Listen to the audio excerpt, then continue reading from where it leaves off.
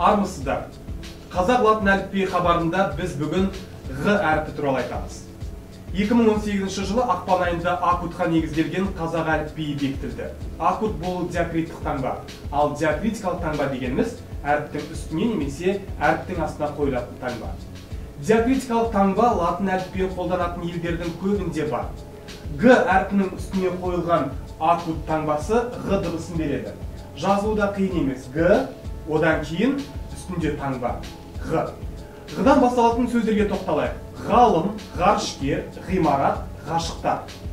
Қазақ тарихында есімі Ғ әрпінен басталатын тұлғалар да өте көп. Біз бүгін қазақ музыкасына өлшеусіз үлес қосқан композитор, публицист, қоғам қайраткері, КСРО халық артисі мемлекеттік сыйлықтың лауреаты профессор Ғазиза Жұбанова туралы айтамыз. Ғазиза Жұбанова 1927 жылы 2 желтоқсанда Ақтөбе облысы Мұғалжар ауданында дүниеге келген. Әкесі атақты композитор, академик Ахмет Жұбанов. Ғазиза кішкентайынан музыка әлемінде өсті. Отбасында ол музыка өнерінің құдіретін сезді. 6 жасынан бастап кәсіби музыкамен айналыса бастады. Жұбановтар отбасына қазақ өнері мен мәдениетінің саңлақтары жиі жиналатын. Ғазиза кішкентайынан Мұхтар Әуезов, Ғабит Мүсірепов, Сәбит Мұқанов, Евгений Брусиловский, Мұқан Төлебаев, Қанабек пен Күләш Байсейітовтер, Шара Жиенқұловаларды көріп өсті. Әкесі Құрманғазы оркестрінің концерттеріне жиі апарып тұрды. 7-ші сыныпта оқып жүргенде мектепте болашақта кім боласың деген шығарма жазғанда, Ғазиза ойланбастан композитор боламын деп айтады. Үзіліске шыққанда ұлдар композитор ұлдардың мамандығы дегенде, Ғазиза да қайтпастан онда тұрған не бар? Мен бәрібір композитор боламын деп жауап беріпті. Ол болашағын музыкамен байланыстырды. Жақсыдан жақсы туады, жақсының жолын қуат демекші әке жолын таңдады. Мектепті 6 медальға бітіргеннен кейін Мәскеудегі Гнесиндер атындағы мемлекеттік музыка училищесіне оқуға түседі. Одан кейін Чайковский атындағы Мәскеу консерваториясында білім алды. Аспирантураны да сол жерден аяқтады. 1958 жылдан бастап Құрманғазы атындағы Қазақ ұлттық консерваториясында сабақ берді. Елімізге танымал көптеген талантты композиторлардың жарыққа шығуына өз үлесін қосты.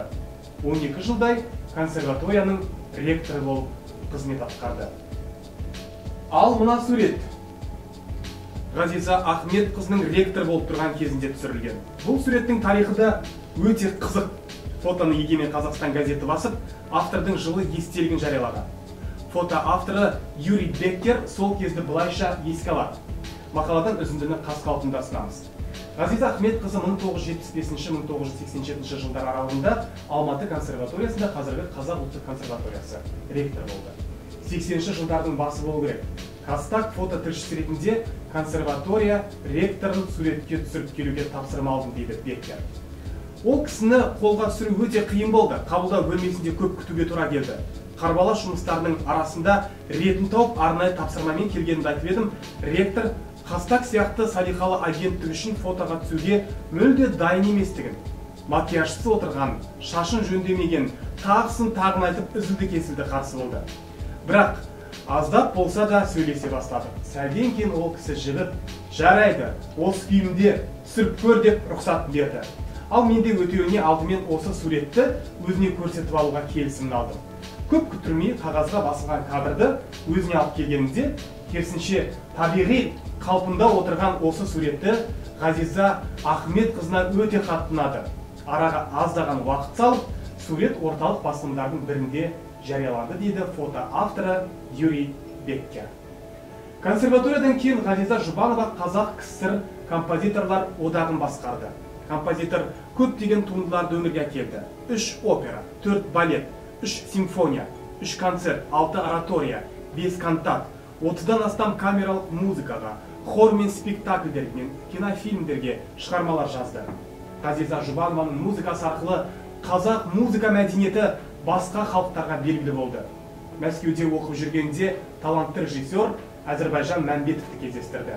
Көп кешікпей олар шаңырақ көтерді. Әзірбайжан Мәмбетов өзінің естелігінде асыл жары туралы тебірене әңгіме қозғайды. Отбасындағы ең ауыр қайғы ұлдары 3 жасар Аханның өмірден озуы.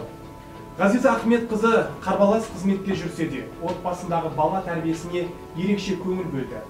Дина, Әлия, Әлби, Ада есімді ұл қыздарының сабағын қарап, жиі әңгімелесіп, бағыт-бағдар сілтеп отырды.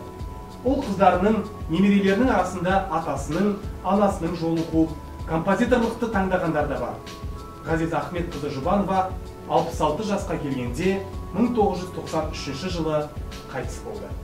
Міне, қымбатты көрермендер, біз бүгін есімі Ғ әрпінен басталатын ұлы композитор туралы әңгіме қозғадық. Эфирде келесі кездескенше аман, сау болыңыздар.